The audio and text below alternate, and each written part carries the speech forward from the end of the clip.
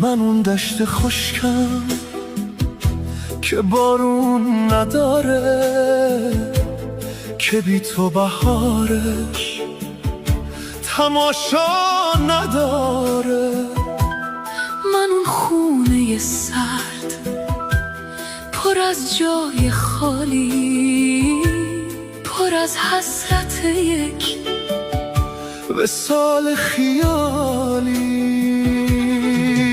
چقدر خیره موندم به وابستگی ها، به یک لحظه تسکین واسه خستگی ها.